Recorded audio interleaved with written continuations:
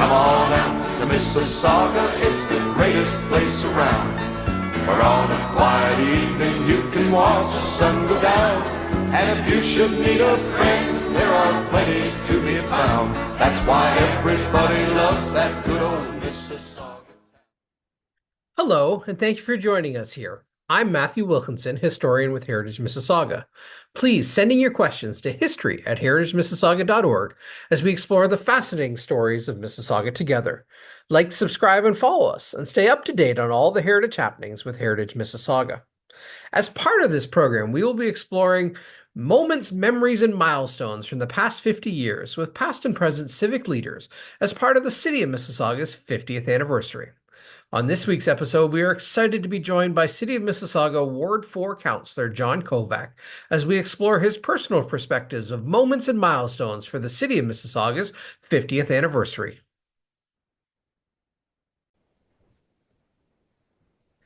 Well, thank you, Councillor Kovac, for joining us here with our Moments of Memory series and wandering down memory lane for the city's 50th anniversary.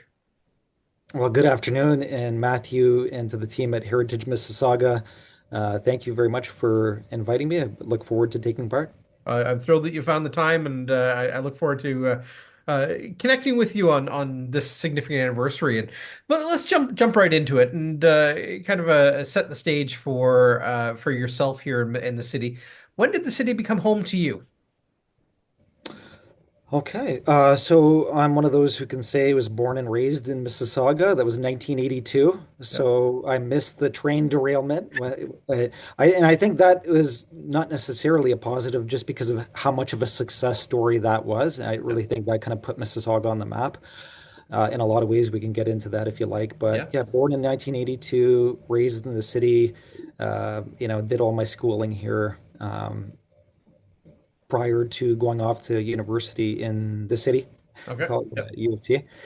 And it's a great place to be.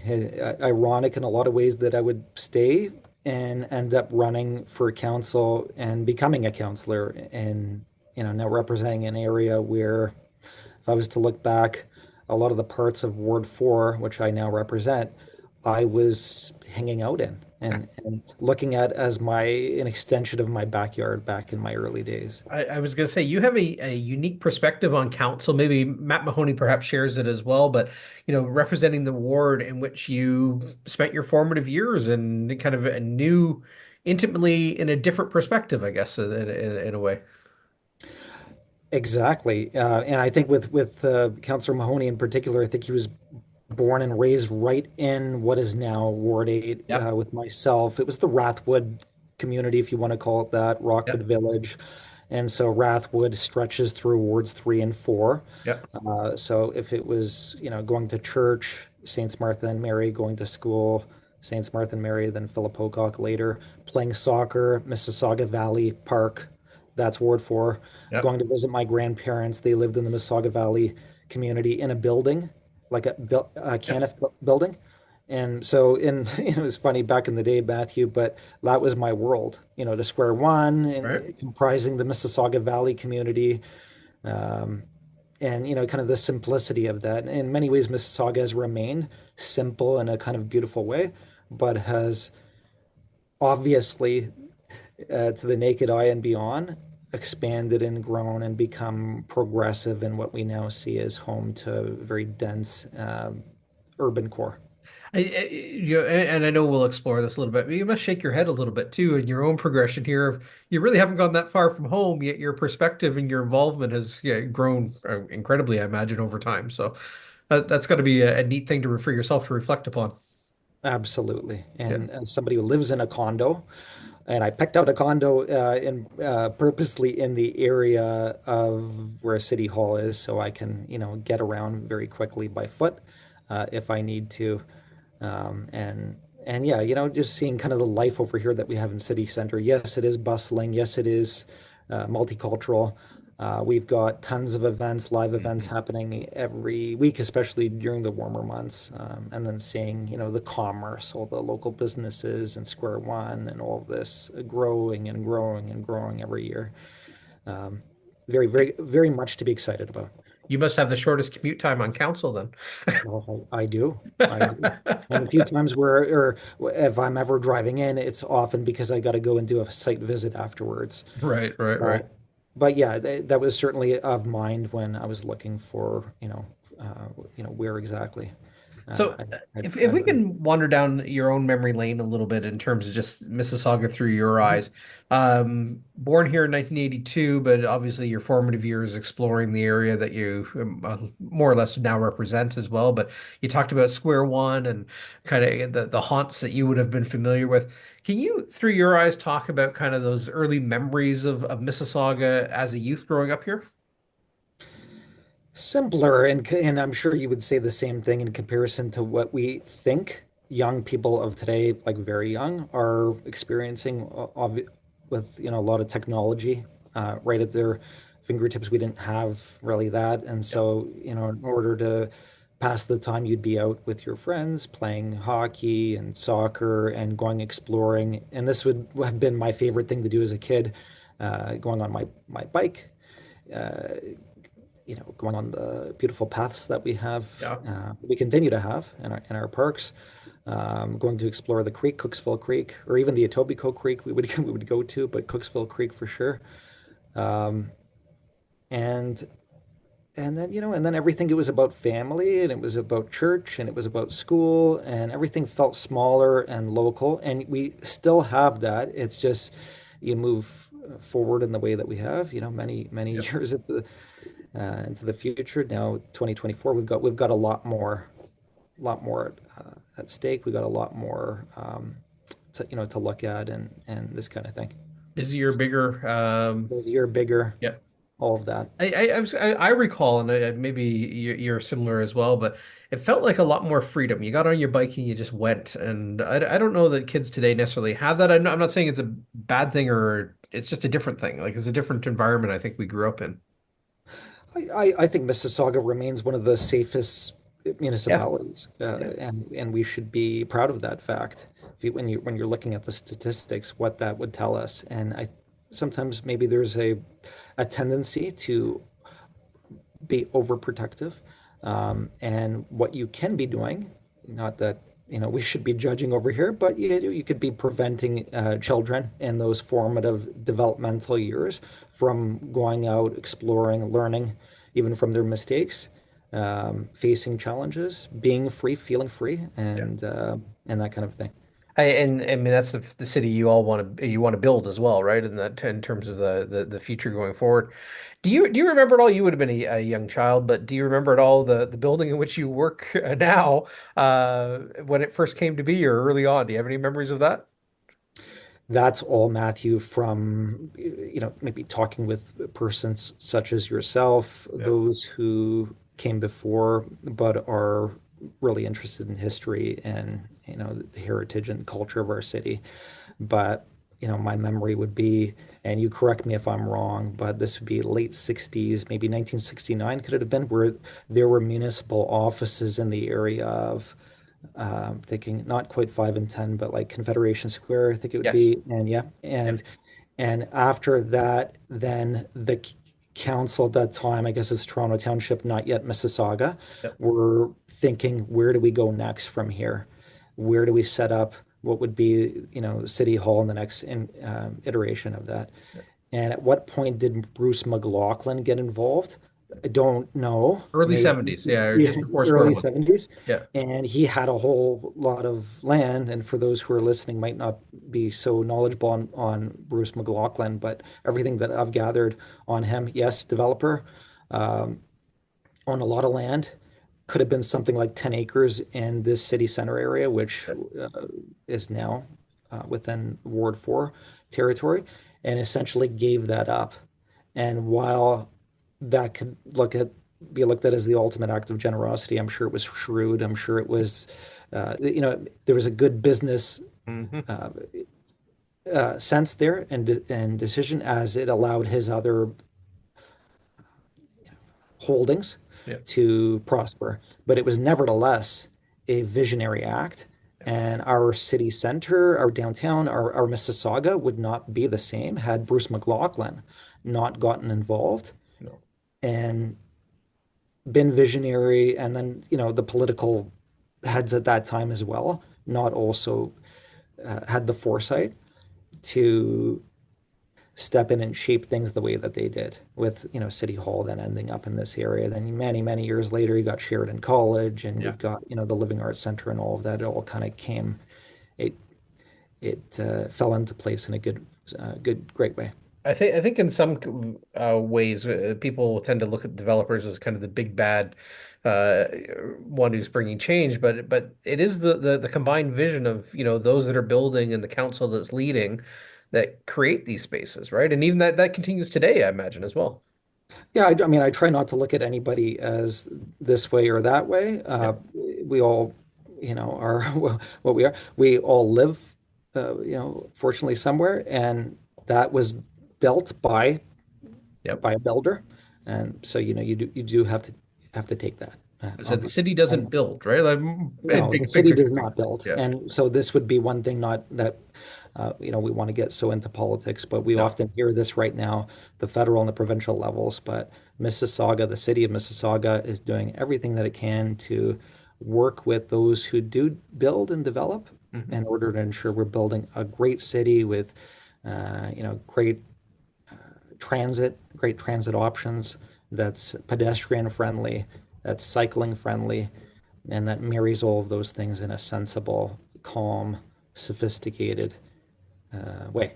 Yeah, no, absolutely. You can see it in the plans, the what do you call the master plan for the city, and I know it goes through revisions all the time as it should, and the ideas that are generated at council are very much, leading the way for future growth. Whether you, I mean, I don't know. You can critique past councils if you want. I think everybody came from the same idea of building a livable city that we call home. And so I hat tips off to you, your colleagues, past and present, of those that kind of chart that course. You've lived in your area all your life. And I'm just wondering if you can if you ever look out your window, I'm sure you do, of the city that has evolved around you, whether it's downtown core or just the broader ward, the broader city, thinking of changes that have happened that are impactful for the city, things that jump out to you. I've had a lot of people talk about, again, the downtown core and Square One, but also things like the Paramount Fine Food Center, things that kind of put the city on the map. I'm wondering if there's things that jump out to you. So I mentioned Sheridan College earlier. Obviously, have to pay a nod to University of Toronto Mississauga when Very that much so. opened up. That was Well, that was a great thing. Yeah. When you're talking with residents, they want to age in place. They want to ensure that their children can stay in the area. So, business, employment opportunities are important. Academia, schooling options, hugely important. So we got UTM, we have Sheridan College, Mohawk College has opened up, Yep. and the awkwardness of having a super mall in our downtown core, I think, is often overplayed as awkward. I mean, it could be spun in a positive way. It has allowed the type of development to catalyze and form in the way that it has in this area, and it is walkable. It's getting more and more walkable with each year that passes by. We're going to have an LRT loop right around the mall and service all of the people who live in these high-rise condos within this area. So, when I think of the downtown, I think of that. I think of uh, it is and can get even more walkable, cycling friendly, family friendly, safer, and richer in so many ways, Yeah. from a multicultural standpoint and from a demographic standpoint and all of that. You mentioned Paramount Center, formerly Hershey Center, Yeah. and I think of Don Cherry, and I think of, that he wanted the street in front of Hershey Center at that time to be named after his late wife, I believe it Yep. was, Yep. Rose Rose Cherry. Cherry. And and so that might have been something that he was hoping for, but he's somebody as a sportsman and as if you want to call him a visionary, was working with Hazel McCallion and the council at that time. And then I'm thinking of other uh, famous athletes and entertainers. We named the park in Malton after Paul Coffey a few Yep. years ago. I think Paul Henderson spent, if he didn't grow up here, he spent a good number of years here, as did Johnny Bauer. Yeah. Silken Laumann, Yeah. multiple gold medal winner. Um, and this is not even mentioning the great cultural and musical persons that we've had come through the city. The people are just limitless when you think of those big picture things. I remember over time writing about multiples, not only historic but more modern contemporary figures as well. Mississauga's produced a lot. It really has. Uh, I think Oscar Peterson's name maybe doesn't get yeah. mentioned enough. At least I don't. I don't think so. I don't think Karen Kane gets mentioned enough. Yeah. As a, Figure skating Barbara Turnbull, I always think doesn't go quite get enough yeah, mention either. who also, well, trying to think of other, Jeff Healy spent time in Yeah. Mississauga. He was born in Toronto, kind of the Bathurst area, but he spent time in Mississauga, as did Ronnie Hawkins. Yes. I mean, these are huge names. Huge names, absolutely. And really make our the tapestry of Mississauga that much more fascinating and interesting to explore. I do maybe a hat tip to Legends Row at the Civic Center as well as a place to honor Mississauga's giants, I guess. Yeah, yeah, Yeah. Legends Row and those involved in Legends Row, we thank them, Uh, as well as those running the in Port Credit the Music Walk of Yeah, Music Walk of Fame. Fame as well, absolutely. And we could go with the Mississauga Sports Council has a Sports Hall of Fame for Mississauga as well. So, Yeah, yeah, no, it is really it's a rich tapestry in which we find ourselves weaving amongst now. And this could be a limitless question. And I imagine as counselor and also growing up in this ward, you've been involved with other groups and organizations over time. Um, can you name some of the organizations and groups that you've been connected to and just that really have contributed to the city through your eyes? ooh, well, when I was young, it would be I'm of Croatian, partly Italian descent, so I did a lot in the Croatian community, and a lot of those groups and persons are still involved in one form or another, whether it's like at Karasaga Right. or folklore. The Croatian community celebrated the no, not last year, earlier this year. It was in the spring. It was the 50th anniversary of the Canadian Croatian Folklore Federation, and they held their event at the Living Arts Center. Right. So they picked Mississauga and they picked the Living Arts Center, which was really nice thing to if you're of Croatian descent anyway to have that happen. Church groups, Knights of Columbus, but okay, maybe more St. Vincent de Paul Society, and but Knights of Columbus, Catholic Women's League, and this would be involved as a let's say young person in as much as you can get involved as a young person. Let me think also, and then there's the choir and things to get involved in the school. I was involved in track. I enjoyed running track. It would be 100 meter and 200 meter. So I was actually very didn't have the great stamina. I was very quick when I was young. Played soccer, and I think I mentioned earlier as part of the Dixie. If I didn't mention, it was part of the No. Dixie Rep soccer program. Oh, cool. Okay. Yeah. And they were like with any team, they have their ups and their downs. And I have a nephew who plays on the Applewood Coyotes hockey team. And so Right. we were even talking the other day about all of the teams and it actually makes you have pride for Mississauga when I'm Yes. hearing about and the rivalries that they have. Streetsville apparently has two teams. And Meadowvale has a team, and I think there are two teams in Erin Mills. He was sharing with me, and I think the top team right now, although I think he would like it to be his team, is the team representing Clarkson Lorne Park. And Right. then Port Credit has a team. Right. And yeah, it's nice to hear about that kind of a thing, that our city is what once was through the amalgamation of forming of different towns and townships, like a proper, harmonious, united city that still has kept all of its uniqueness and like the charm Yep. from those different neighborhoods, uh, long ago. Yeah, I do love how we have, someone once said, will you ever grow into a city? And I think, you know what, we are multifaceted and we can be both. And I think it's neat, not only a hat tip to our past, but also part of our identity. And that's okay to be unique. It's okay to have these places within and celebrate it as part of your story of creation for Mississauga, Mhm. for lack of a better term. Completely agree. Yeah. You represent I don't. I'm assuming it's the highest population in the city for ward. I don't know that for sure, but certainly the with the downtown core in your ward, the densest area of Mississauga in terms of just the number of people in an area. And, You're, and it would be that if you just went because yeah. geographic wise, it's the smallest out of Yes. the 11 wards, but by population, it's the fourth largest and Fourth large. growing. Okay.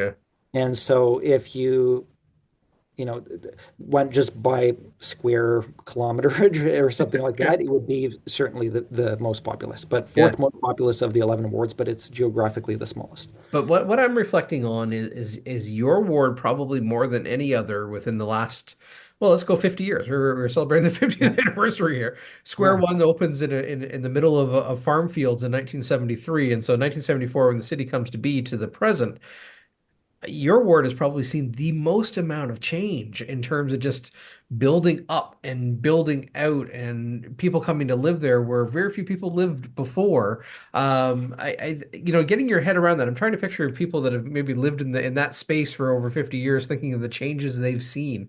Uh, In Matthew, I hear it more from people not so much who are here because I guess they've gotten over it, yep, but for people who are passing through. I talked with a resident earlier this morning who now lives in Toronto. Family were Mississaugans at one point. Now they've all dispersed. They moved out, and she says every time she comes through, she can't wrap her head around how we have a legitimate downtown core with high-rise buildings, and we're making it work in our city center at a time, I guess she's a little bit older than myself, where she remembers it being, Matthew, what you had mentioned. yep. And maybe my recollection of the farm fields, yes, I do remember them, but it's a little more foggy, and I wouldn't have seen as much of it due to my age, Right. but know that it was a thing. It is baffling to think because we're not 50 years feels like a significant anniversary, but it really isn't that long ago in a timeline perspective. And the rapid change not only is Mississauga as a whole seen, but the center of Mississauga as a downtown core has seen an enormous amount. And it's something to not only reflect on, but to marvel at too, that we've built. And again, Square One, maybe Bruce McLaughlin has a hand in it, and the city council at the time, but we built a downtown core where there wasn't one. It's not like one that grew up over time. It literally is a creation. Precisely that. And, you could, again, how you want to look at it. And I think the half glass full is that it is extremely interesting. Yeah, it is. Is our city center here, I'll go a step further. Our city center is putting Mississauga on the map. Very Anytime much. somebody comes into this area and they see what we have over here, they reflect on that, they share it. It is, take let's think of other like-minded cities population-wise. I'll throw one out. Minneapolis, for Yep. example, doesn't have any high-rise towers. Everything is, and maybe it's more spread out in an even kind of a way. St. Paul the same way, but you have more mid-rise. Here we have the uniqueness of single house dwellings, your typical sprawl subdivisions, and we could go in and say what the negatives of that are and the positives. And then we have the within short distance, you have then your towers. And so people kind of have the best of both worlds here. You have a lot of choices. And I like to tell people that also. I say you got a lot of choices when you come into Mississauga. You can live high up on the 50th plus floor, and you can be close to where there are great restaurants. We've got a food district also Yes. at Square One, um, and you can go shopping, and you can go to the theater. It's right there. The theater's right there. You can go We to really, school, college, or university, your choice, right we really there. do it. Dynamic is a good word, I find. Like it really is a dynamic core to the city, the city as a whole, but the downtown core has this dynamism to it that is just you can feel the energy. You can feel the I guess the options or the choices that are downtown. It's I quite enjoy something. it. I mean, maybe I'm biased to an extent, but because I live here and I work here, Yeah. but it gives me a lot of joy. I'm excited about its potential, and there's room for even more and greater growth, and I know it's going to be coming. That's good. Yeah. Positive outlook. I love it. Um, people have helped shape the city over time, and I'm just wondering if you can look at kind of your perspective, not only growing up here but also as a counselor, just people that have had a major impact on the city, kind of those shoulders who we stand upon. I'm wondering if you can maybe give a hat tip to some people that come to mind. I would hope, I would expect that the first name out of everybody's mouths would be Hazel McCallion because she served as a counselor first, or really a mayor of Straitsville Yeah. before becoming a city councillor, but 36 years as the mayor. And, that was, she was in a unique position to have a strong voice and be able to dictate a lot of what we see here in our city now. And so like Hazel, number one. Yeah. And after that, it's all the people who make up the city, the families, the persons who might not be named, all of them and contributing in their own unique ways. Members of the development community that, whether it's Harold Shipp or Bruce McLaughlin that we mentioned, or Iggy Caniff or Ore Fadani, or, these persons that help build subdivisions that we live in. To all of the artists and great cultural figures that we mentioned earlier that we talked about, that helped kind of further put Mississauga on the map. But Hazel McCallion, I'd have to say, is the number one. I was going to say she's biggest champion and biggest fan all in the same time. I think Hazel. Oh my gosh, yeah. Yeah. And I tell you, my first time meeting Hazel, I thought I was gonna beat her, Matthew, to it. So I got there. It's the Orchard Family Restaurant, if Yes, you yes. must know that one. And we were gonna meet for breakfast, and I showed up in the morning and because we were on 7:45, but it was for an 8 o'clock meeting. And she was there something like 7:20 in the morning, 7:25. And I felt late, even though I was early by 15 minutes. And she was chatting up the staff who were there, including the chef and everybody like that. Yep. And then we had a very pleasant session. And I call it a session because there was eating, but there was a lot of getting to know one another. Yep. And she was well into her 90s at this time. Her memory bank Hmm. was something Yeah. Sharp as admirable. anything. She could recall anything, Yeah.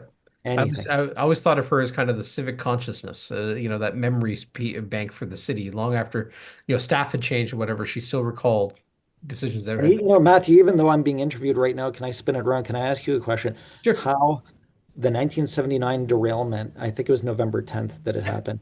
And, you know, this has got to be the greatest peacetime evacuation in North America's Yep. history up until what happened in Katrina and Exactly. Yep. 2005. But to what degree did this put Hazel McCallion on the map, and nationally and internationally? Well, certainly Continentally. beyond our borders. I think, beyond Mississauga, it put Mississauga on the map, frankly, in terms of the news. Hazel is a leader, Sean through. Hazel didn't have necessarily, in my view, she wasn't in charge of the emergency response, but she was in charge of the media and the communications at a city hall. And she really took center stage on that, and as well as she should. This is her, she's the elected official leading the city. And I don't know that it was a um, her focus of becoming the forefront of it, but just in her position, her demeanor, her ability to manage the news and the civic infrastructure around it, civic staff that responded to it, she was in command, and she came across that way, and it really shone positively on Mississauga and subsequently on her. And I think we can't. I, Major thing, you don't ever want it to happen again. Lord willing, we don't have to go through something like that again. But it had many positive impacts on, I think, the identity of Mississauga, going from this collection of villages to an amalgamated city. I argue that the train derailment through Hazel's involvement is really what coalesced Mississauga into a singular identity. Mhm. Yeah. And all of those persons who worked at the city and the region, from I guess Yep. the Mississauga Fire Department to all the many staff and persons who would have been involved in. Transit Uh, played a significant role. Like yeah, it's something else. Um, we've been looking back, and I've loved the thought of kind of reflecting on the city and its 50 years. But if you're in a position of with your council colleagues of guiding the future, if you will, or planning for the future. If you could put your prognostication hat on, if you had a wish for the city 50 years from now, it could be next year, it could be 50 years from now. What are some of the wishes you have or things you see coming for the city? Ooh. So that I would wish for and that I would see Yeah, coming. So opportunities coming to the city. yeah, yeah. So I see the downtown core probably expanding and not necessarily even up, although that's going to happen. Probably out a bit more. Okay. I see more public-private opportunities that will be will have to be sought out and made happen because Mississauga, as a city, as a corporation, only has so much land. Right. And to what degree does the city and the council want to get into the industry of buying land, banking land, and then doing something with it? Yep. Maybe not, unless there are good, shrewd moves that the city, the corporation can make. More of that happening. We need to ensure that our businesses and business owners are made to feel in a post-pandemic world appreciated. We need to, and I think this will happen also, especially with the downtown loop being put back in and transit getting better, and we've got to ensure that it does. But what I was going to say is that yeah, so business, and we need to get to where we have not just residential is what I'm trying to say. We have residential, we have office, we've got commercial, we've got retail, we've got all of it. We've got mixed use communities in a mixed use city, Right. something like that. And maybe, well, and this is not a bad thing, but areas need to be preserved that are great what they are, those spaghetti looped streets and not quite gated, but Yep. communities where people want to live and feel safe and have that and preserve that, but also continue to increase the number of options that people who live here and are growing up in will have, and then people who will want to call Mississauga home and their home, will be able to come in to and be able to enjoy and have as options. So maintaining a vibrancy, but at the same time being a place that people want to be and stay, right? That's the Yeah. So, I really appreciate you taking the time. I just want to say thank you and thank you for the role that you do with council and steering the ship and together with your council colleagues. Kudos on a 50th anniversary. And although again, we know this isn't the end chapter, it's the beginning of the next stage, if you will. But it's good to celebrate how we've gotten to where we are. And with that, I just want to say thank you for spending some time with us and best of luck in the future. Thank you very much, Matthew, to you and the entire team from Heritage Mississauga. A shout out to all of those who are watching and appreciate Heritage, appreciate the work that you're doing, and to all my colleagues, thank you for your service. It often is a thankless job, as much as it might appear to be the opposite. We hear from a lot of people on a lot of challenging issues, and I like to think my colleagues do the same. We try to do the best that we can to provide good quality, thoughtful, timely municipal servicing and assistance to the residents of Mississauga and to the areas that we represent. So thank you for your work, and Merry Christmas to everybody. Merry Christmas. Thank you so much. Thank you. Thank you for spending some time with us here. And thank you also to Ward 4 Councillor John Kovac for sharing his memories, moments, and milestones with us for the City of Mississauga's 50th anniversary. Like, subscribe, and follow us, and we will see you on future episodes here with Heritage Mississauga.